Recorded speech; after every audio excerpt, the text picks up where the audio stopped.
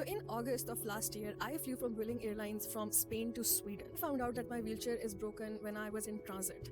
And at that time, they did offer me an extra wheelchair, but I didn't need it. But once I reached my destination in Sweden, no support was offered. They already knew because I had filed for the compensation and the claim and the report, but no support was offered. I luckily had friends who could come and help me, but God forbid, if that wasn't the case, I swear, I can't even think about it. It is so scary to know that, especially when you're landing at airports and you need to take longer journeys to go back home because airports are literally in the middle of nowhere.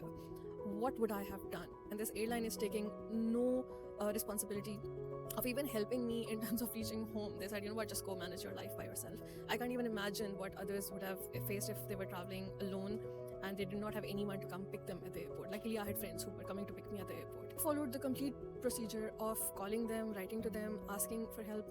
So the message that they sent me is that we are writing to reiterate the procedural requirements concerning your wheelchair compensation claim. As previously informed to you, both by telephone and email correspondence, the orthopedic clinic must be the entity responsible for contacting our offices to process the corresponding compensation. Our organization strictly adheres to established protocols, and this procedure cannot be initiated by you directly. You have been duly informed of these requirements during our telephone communication. It is imperative that you visit an authorized orthopedic clinic and ensure that this clinic establishes direct contact with our department. The orthopedic specialist will be required to provide all necessary medical documentation and coordinate the appropriate administrative procedures for the wheelchair compensation claim. Our department will not process any claim that does not follow this established protocol. The orthopedic clinic must contact our offices directly to initiate the compensation claim, as this ensures proper medical verification and compliance with regulatory requirements. We trust that you will comply with these procedural requirements to ensure the proper processing of the claim. Best regards, Vueling team. Now, if you look at the matter deeply, it's like a matter of stakeholders and who takes responsibility. Right now, the stakeholders are the airline, the ground staff at the origin, the ground staff at the transit, and the ground staff at the destination. And probably all of them have a role to play in it. I don't know who broke the wheelchair, but my contract is with the airline. I expect the airline to make sure that they transport me and everything that I'm traveling with safely to the destination. Unfortunately, much of the process that is applied to baggage is also applied to wheelchair. Wheelchairs are not considered like a life support equipment. They're seen as baggage and luggage. So the same claims are applied. Okay, fine, yeah, file a claim, contest for a claim, and we'll just see in 45 days. You don't realize that I don't have 45 days. I am living, like, my wheelchair is like part of my body. I cannot just wait 45 days randomly and expect that life can go on. I still need some support. Vueling, unfortunately, did not get back to me with any support. It is so simple. You just call them and say, okay, how can we help you? Here's a temporary wheelchair. Okay, what's broken? It's likely a 1 day's work. What's broken? Okay, fine. Go get it fixed. Send us the invoice. We'll just pay for it and get done with it. Or if it's like too much damage, then just get a wheelchair and send us the invoice. I'm not even saying that you pay the claimant directly. You don't have to do that.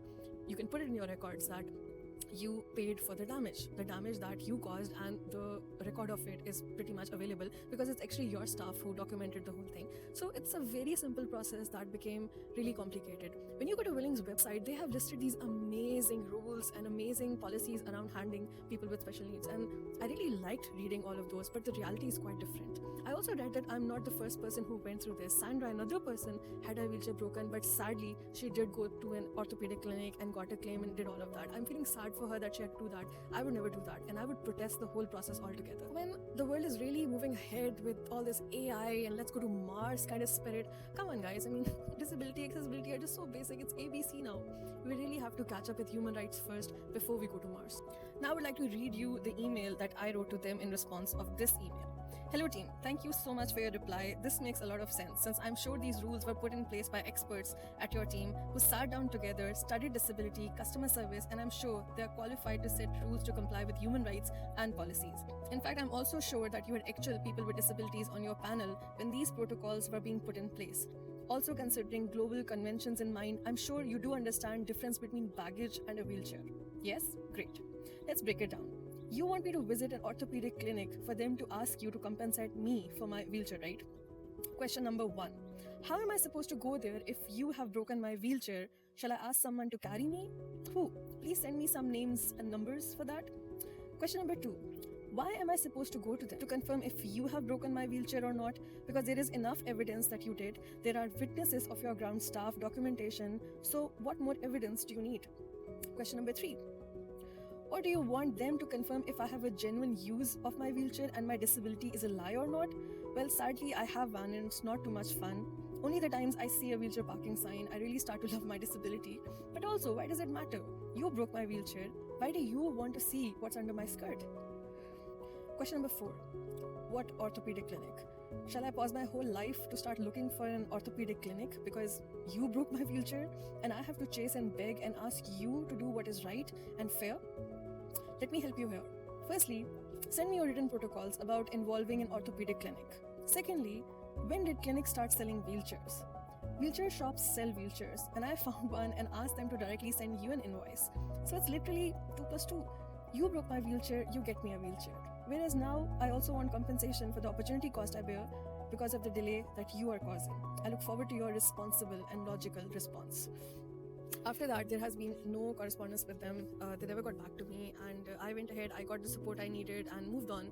But this problem, this case actually stays, it lives on, because right now maybe there are other wheelchairs being broken somewhere and no one's taking responsibility for it. So as much as I advocate for solo traveling with a wheelchair, yeah, go for it, the world is yours, all of that in spirit, I do feel that the world has to catch up with the spirit of people with disabilities and also match the market. Like, here, we are willing to spend our money if you have accessible experiences for us, and you go ahead, just break our wheelchairs with these kind of responses. So it doesn't really make sense.